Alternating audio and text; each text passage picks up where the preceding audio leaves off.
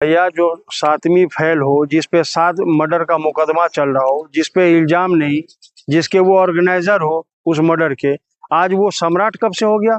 हाँ, वो अपराध के सम्राट हो सकते हैं, वो लूट के सम्राट हो सकते हैं, वो झूठ के सम्राट हो सकते हैं, विकास के सम्राट चौधरी कभी नहीं हो सकते। सर, जनता उनको स्वीकार किया है और आप अफवाह उड़ा रहे हैं। जनता ने तो बिहार में बहुत अच्छी तरीके से शुरुआत की कि लगभग 2.25 करोड़ महिलाओं को 10-10 हजार रुपया डालने का काम बीजेपी ने किया। तो आखिर बात आ गई ना 10-10 हजार रुपया में। अगर उतना ही विकास 30 वर्षों में बिहार का होता तो आज 10-10 हजार रुपया नीतीश कुमार जी को बीजेपी को डालने की क्या जरूरत थी? ये तो सीना ठोक करके कहते हैं कि अगर हमने विकास किया था आप मुझे वोट दीजिए। ऐसा कहाँ? सशक्त और मजबूत करने के लिए रुपया दिए थे। नहीं, किस चीज को सशक्त मजबूत? अरे महिलाओं की सुरक्षा आपसे नहीं हो रही। बिहार का डाटा उठा के देखिए, पर डे लगभग 9 महिलाओं के साथ रेप और बलात्कार हो रहा है। आप वहां सशक्त नहीं कर रहे। महिला को शिक्षा नहीं दे पा रहे, आप वहां सशक्त नहीं कर रहे। दहेज के कारण महिलाओं को वहां जला दिया जाता है, उसको आप सशक्त नहीं कर पा रहे। किस महिला को सशक्तिकरण की बात कर रहे? आज वो लोग महिलाओं को सशक्त करने की बात कर रहे जिसका 8 लाइन हाईवे पे महिलाओं के साथ दुष्कर्म करने का वीडियो पूरे विश्व ने देखा है। यहाँ पे महिलाओं के साथ जो भी बीजेपी का नेता बलात्कार करता है उनको मंच पे बुला के सम्मानित करने का काम और मंत्री बनाने का काम भारतीय जनता पार्टी शुरू से करती आई है और करती रहेगी। तो क्या नीतीश कुमार का जो बेटा अभी कहीं ना कहीं जेडीयू और प्लस बीजेपी दोनों से नाराज चल रहे हैं, अपने पिता से भी नाराज चल रहे हैं, इसका वजह क्या? वजह यह है कि पिता के द्वारा गलत डिसीजन लिया गया और उन नीतीश कुमार के बेटे को ये नहीं पता था कि पिताजी इतनी जल्दी मुख्यमंत्री का पद छोड़ देंगे। अब मजबूरी क्या है वो नीतीश कुमार ही बता सकते हैं, क्योंकि जो इंडिया गठबंधन में थे वो तो वो मुख्यमंत्री का चेहरा थे। लास्ट में वो राज्यसभा बना दिया गया। अब राज्यसभा में उन्हें खुशी मिली, मुख्यमंत्री के पद को ठुकराया। अब हो सकता हो नीतीश कुमार जी के लिए प्रधानमंत्री और मुख्यमंत्री से बड़ा पद राज्यसभा लग रहा हो, या उन्हें भी जान का कोई खतरा महसूस हो रहा हो। जिस तरीके से पूर्व मुख्यमंत्री अजीत पवार हो, चाहे वो गुजरात के पूर्व मुख्यमंत्री जिनका प्लेन क्रैश हो गया, तो हो सकता है इसी मामले से डर गए वो। लेकिन सर, सवाल ये भी निकल करके आ रहा है, जो नीतीश कुमार बिहार छोड़ दिए हैं, अब उनका बेटा कमान संभालने की बात आ रही थी, उप मुख्यमंत्री बनाने की बात आ रही थी, वो नहीं बनाया गया। कहा जा रहा है कैबिनेट में भी अब जगह नहीं मिल सकती है। मैं आपको क्या बोला कि जो भारतीय जनता पार्टी है, जो उनके साथ रहा है, उनको वो दूध में मक्खी की तरह निकाल करके फेंका है। चाहे जदयू हो, चाहे शिवसेना हो, चाहे शिरोमणि अकाली दल हो, चाहे चिराग पासवान हो। चिराग पासवान के तो घर में आग लगाने का काम बीजेपी ने किया। उनके घर में आग लगा, चाचा भतीजा में घर में आग लगाने का काम किया। बीजेपी अजीत पवार शरद पवार में घर में आग लगाने का काम किया। तो सर, क्यों राजनीति में तो कहा जाता है कुछ भी संभव है, तो नीतीश कुमार का बेटा चिराग पासवान से बातचीत क्यों नहीं करते हैं? नहीं, तेजस्वी यादव की तरफ क्यों नहीं झुकाव रखते? नहीं, देखिए, राजनीति में हर चीज संभव है, लेकिन राजनीति का एक भाषा तो आपको समझनी होगी। उसका मेन मुख्य भाषा है विचारधारा। अगर विचारधारा की लड़ाई नहीं होती तो आज ये दल के जो गठन है विचारधारा के तरफ, तो ये गठन नहीं होता।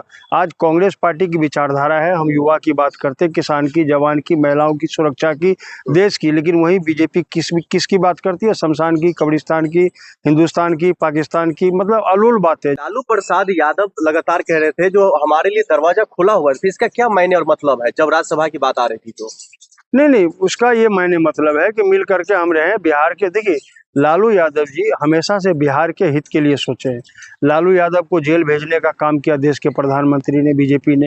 वो किसी तरह झुक जाए और हम में शामिल हो जाए, लेकिन उन्होंने कहा ना, जो अडिग है, जो हमारी विचारधारा है, हम बीजेपी के साथ कतई नहीं जाएंगे। बीजेपी कभी भी कोई भी विकास के मुद्दे पे बात नहीं करती और हम विकास के मुद्दे पे बात करते हैं। वो शमशान कब्रिस्तान पे बात करती है, हम यहाँ इंसान पे और युवाओं पे, महिलाओं पे और व्यापारियों पे बात करते हैं। तो हमारी विचारधारा बिल्कुल अलग है। कुछ भी हो जाए, मैं मर जाऊं, जेल में जाऊं, लेकिन मैं बीजेपी से हाथ नहीं मिला सकता। लेकिन कुछ लोग हैं थोड़े से दबाव में, ईडी सीबीआई के दबाव में, विचारधारा को जेब में रख करके सीधे चले गए। लेकिन एक वक्त में तो दुहाई दिया जाता था ना बिहार में, जो नीतीश कुमार जी और लालू प्रसाद यादव ही ऐसे लोग हैं जो बिहार को चला सकते हैं। लेकिन अब इसमें तीसरी पार्टी भारतीय जनता पार्टी ने अपना दांव खेल करके अपना मुख्यमंत्री तक साबित कर दिया, बना लिया। देखिए, मुख्यमंत्री का जो चुनाव चल रहा था अभी बिहार में, जो चुनाव हुआ, एक बार भी बीजेपी के द्वारा ये नहीं कहा गया कि मुख्यमंत्री नीतीश कुमार नहीं बनेंगे। बीच में विपक्ष के लोगों ने कहा कि नीतीश कुमार को ये लोग मुख्यमंत्री नहीं बनाएंगे। उसके बाद गृह मंत्री ने कहा नहीं,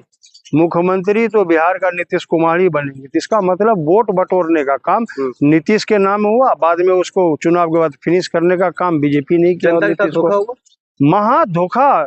जो मुस्लिम समाज के लोग थे, जो अदर कास्ट के लोग थे, वो बीजेपी को नापसंद करते हुए नीतीश कुमार के नाम पे वोट दिया और बीजेपी की सरकार बनी।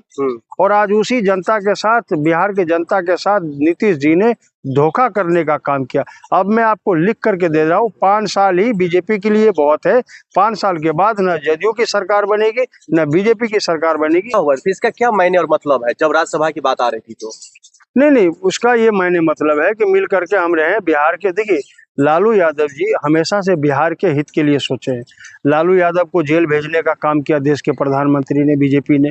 वो किसी तरह झुक जाए और हम में शामिल हो जाए, लेकिन उन्होंने कहा ना, जो अडिग है, जो हमारी विचारधारा है, हम बीजेपी के साथ कतई नहीं जाएंगे। बीजेपी कभी भी कोई भी विकास के मुद्दे पे बात नहीं करती और हम विकास के मुद्दे पे बात करते हैं। वो शमशान कब्रिस्तान पे बात करती है, हम यहाँ इंसान पे और युवाओं पे, महिलाओं पे और व्यापारियों पे बात करते हैं। तो हमारी विचारधारा बिल्कुल अलग है। कुछ भी हो जाए, मैं मर जाऊं, जेल में जाऊं, लेकिन मैं बीजेपी से हाथ नहीं मिला सकता। लेकिन कुछ लोग हैं, थोड़े से दबाव में, ईडी सीबीआई के दबाव में, विचारधारा को जेब में रख करके सीधे चले गए। लेकिन एक वक्त में तो दुहाई दिया जाता था ना बिहार में, जो नीतीश कुमार जी और लालू प्रसाद यादव ही ऐसे लोग हैं जो बिहार को चला सकते हैं। लेकिन अब इसमें तीसरी पार्टी भारतीय जनता पार्टी ने अपना दांव खेल करके अपना मुख्यमंत्री तक साबित कर दिया, बना लिया। देखिए, मुख्यमंत्री का जो चुनाव चल रहा था, अभी बिहार में जो चुनाव हुआ, एक बार भी बीजेपी के द्वारा ये नहीं कहा गया कि मुख्यमंत्री नीतीश कुमार नहीं बनेंगे।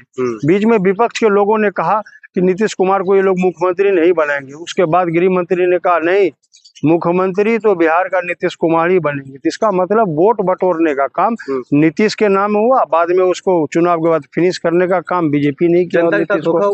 महा धोखा। जो मुस्लिम समाज के लोग थे, जो अदर कास्ट के लोग थे, वो बीजेपी को नापसंद करते हुए नीतीश कुमार के नाम पे वोट दिया और बीजेपी की सरकार बनी। और आज उसी जनता के साथ, बिहार के जनता के साथ नीतीश जी ने धोखा करने का काम किया। अब मैं आपको लिख करके दे रहा हूँ, 5 साल ही बीजेपी के लिए बहुत है। 5 साल के बाद न जदयू की सरकार बनेगी, न बीजेपी की सरकार बनेगी। सरकार वहाँ कांग्रेस और आरजेडी की बनेगी। ठीक है, दरवाजा खुला हुआ है। इसका क्या मायने और मतलब है जब राज्यसभा की बात आ रही थी तो? नहीं, उसका ये मायने मतलब है कि मिल करके हम रहे बिहार के। देखिए, लालू यादव जी हमेशा से बिहार के हित के लिए सोचे हैं। लालू यादव को जेल भेजने का काम किया देश के प्रधानमंत्री ने, बीजेपी ने।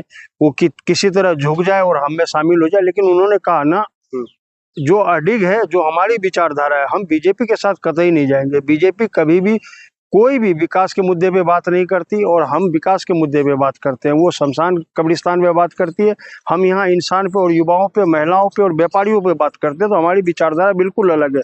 कुछ भी हो जाए, मैं मर जाऊं, जेल में जाऊं, लेकिन मैं बीजेपी से हाथ नहीं मिला सकता। लेकिन कुछ लोग हैं, थोड़े से दबाव में, ईडी सीबीआई के दबाव में, विचारधारा को जेब में रख करके सीधे चले गए। लेकिन एक